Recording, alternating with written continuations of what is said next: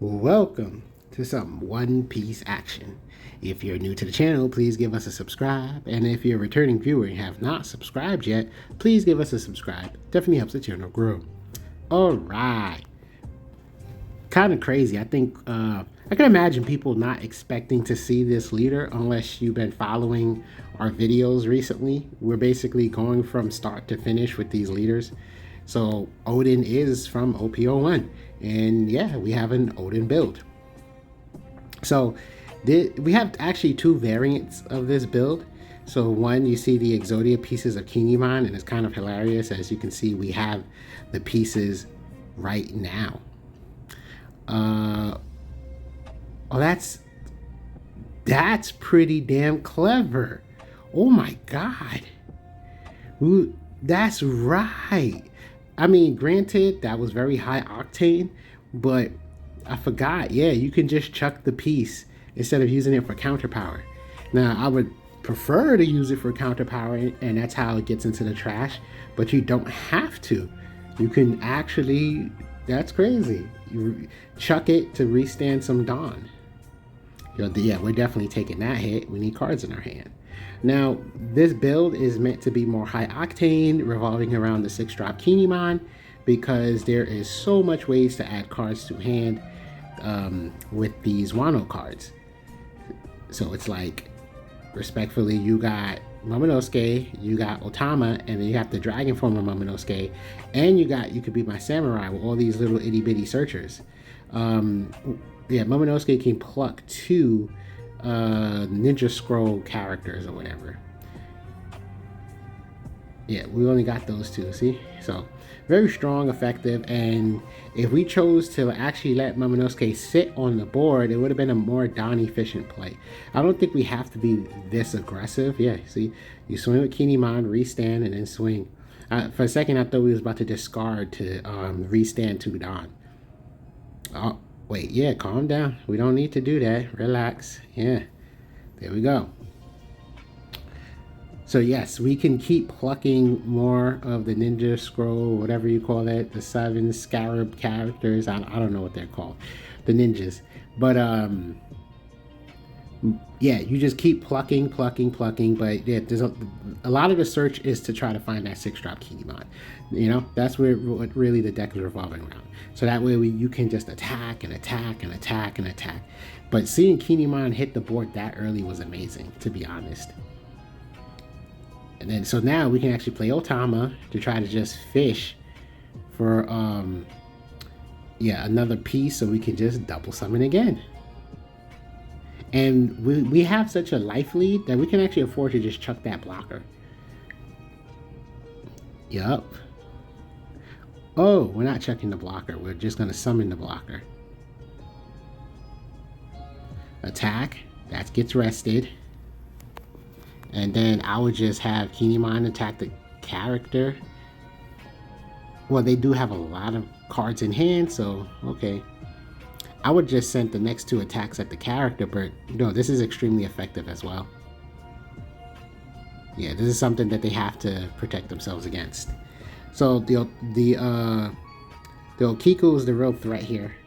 Well, the Kinemon is a big threat, and we got 2 of them, so that's actually super dangerous for them. We have a blocker, and they can't afford to attack with that ace.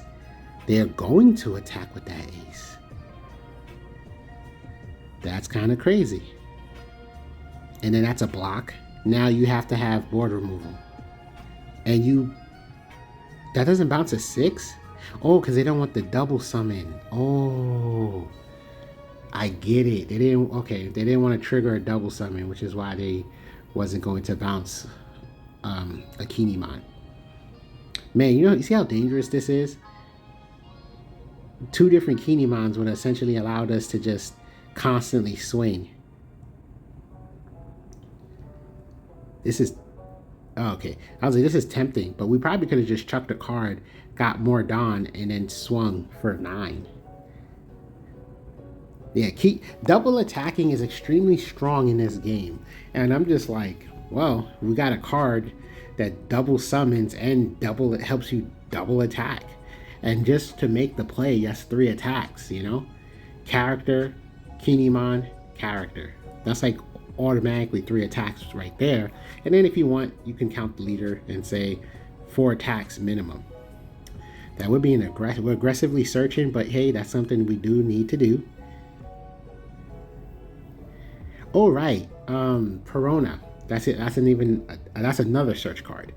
So yes, we have like an uncomfortable amount of search cards. But hey, when the deck is revolving around pretty much one card, it is what it is. You're trying to fish for the Kinemon so you can just really push the board and be very aggressive with the swings. And you can always, I would put the Ryza on the board, yeah. Hopefully we can try to like start drawing some cards.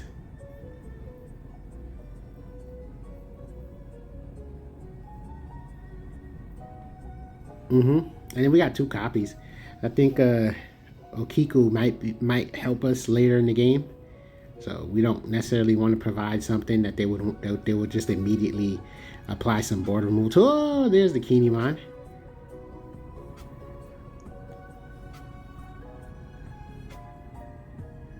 Oh, we have a piece already.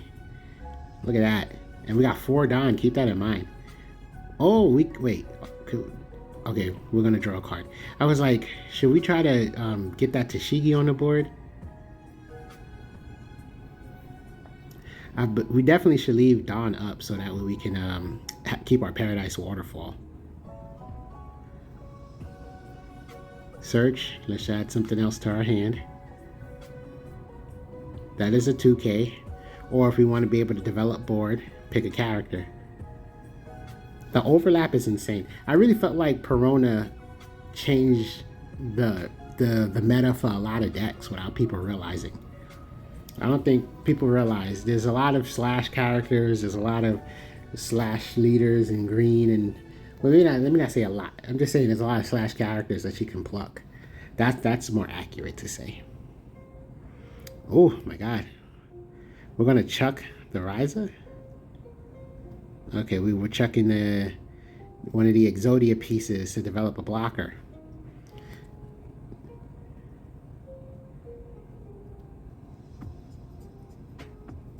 That is a good play. I kind of would let it go, and then they have to start attacking life. Okay, that introduced the second attack to come at it. That's what that does. But the other thing here, we do have a blocker. They're gonna need board removal. So yeah, see, that more than likely should get blocked. And then now we still have the Ryza to draw a card. So okay, you know what? That's pretty cool. As long as they don't play a board removal, that thing worked out. Now, Ryza can attack Scratch him in a poo. I would, first let that, Dad, we're putting a lot of Dawn. Oh, yes. Okay, cool. Rest that, blah, blah, blah. My bad. I feel like I'm saying a lot of nothing. Yes. So we attack with Okiku. Gets us to draw with Ryza to attack that. And then you already know the Kinemon is going to attack that other one. And we're just going to get the restand. So if you save it, you're going to chuck a card. That's great for us. Oh, okay. They didn't save it. Okay, I think that's very telling. They definitely can't protect against this swing, though. Without playing Giant, I would say. Oh, what the heck? They're playing their own Paradise Waterfall. I did not expect that. That's crazy. That was a weak play. Oh, they got Rush Luffy, though. Oh, no, forget it. No threat. I thought they were going to play that Rush Luffy. So we need to put 3. And then we need to... Do we need to... Oh, they just quit. Understandable. They couldn't keep it safe, essentially. They already know. Just attack. I'm telling y'all, swinging multiple times is very effective. Now, my main concern with this build is, of course, if you get screwed over. Oh, why? Hot damn it. Our 2 Kinemons are like right next to each other. But yeah, if you get screwed over with however your deck is, if they're all at the bottom of the deck or all in some, that happens. It is a card game and the app be apping, you know. So that's the only worry when it comes to this. But yes, there is a crap ton of search cards to be able to pluck everything you need. So it doesn't even sound rational to not see your pieces. I'll be honest. It doesn't make sense to not see it. I'm just saying it's something that can definitely happen. It's something that, so that's the real concern when it comes to this build. And maybe somebody will find the perfect ratio, such a godly ratio, who knows. But yeah, that's how I feel. The only actual worry behind this build is whether the heart of the cards is going to make sure you're not, well, I mean, you can't whiff. There's too many targets. There's no whiffing, I should say. But see the pieces that you're looking for. That's what I'm trying to articulate. But yeah, we have one build with the Exodia pieces, as people like to say, and then we have a build without it. So my friend really wanted to play the Exodia version of the deck, and he is clearly having fun with it. It looks a little chaotic, does it not? It's just like whoop, whoop, whoop, whoop, whoop, whoop, whoop, whoop, whoop. But Lord have mercy, the fact that you can develop a 6-drop Kinemon so early in the game, that's, oh my god. Obviously, your hand has to get lucky. You know, you can play one, use the leader ability, chuck the other one, use the effect, boom, boom. A lot of resources to make such a play, but I want to say maybe for a lot of decks, an opening play like that might be very effective. A 6-drop that early, that 6-drop that is double summoning at that, I would imagine that would be complicated for a lot of decks to deal with.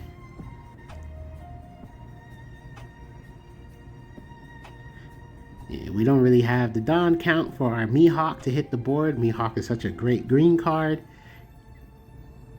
Looks like we're going to try to add a bunch more cards to our hand. I think Rise is a good pluck. So that's a 2K, so that's generally always a good pluck.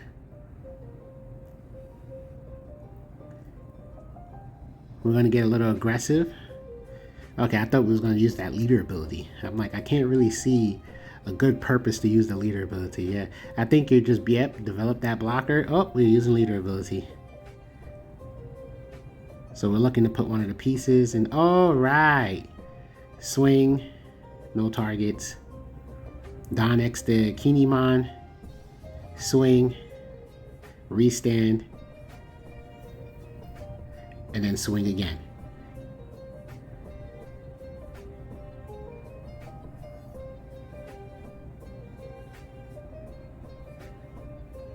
How you like getting swung on so many times, huh, Zoro? You've been pissing people off for a minute with this swinging twice a turn. Now you just get, now the bully is getting bullied by an OP12 deck. That sounds crazy, does it not?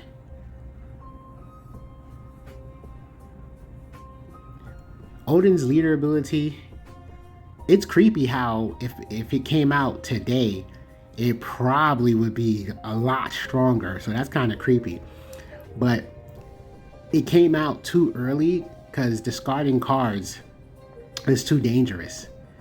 You know, that's something that the developers overlooked. It's like, yeah, you don't actually want to discard. I would have took that hit. You're at 3 life. And the game's almost over. You're doing damage, sir. Anyway. Whatever. Attack. You can rest that. Now we actually can just try to get the Cavendish off the board. Was I saying something a second ago? All right. So yeah, being that discarding cards in hand is just so damn valuable. A little, maybe you can say too valuable. That's probably the oversight by the developers. It's like, yeah, we can't really afford to use Oden's ability. You just can't afford it. Maybe if it gave us 3 Dawn for discarding 1 card, but like, yo, we need our cards in our hand. Now, if Oden got released today, I wouldn't be surprised if it did something ridiculous. Discard a card, get 4 Dawn back. Like, it probably would be ridiculous right now. Oh, try to get past the blocker. You take 1 off the board, and Oh, why? Oh, well, I guess because we're gonna get a free swing. That's my only assumption. Because I'm like, Mihawk is stronger. But no, this will allow us to swing multiple times. So yeah, we're about to commit to a play that's going to allow us to get, oh, dag. That is a lot. Probably can't quite afford to get away with this. Don't save it. It's too late in the game. Yep. Swing, protect yourself from this. Oh, G. Thanks for watching.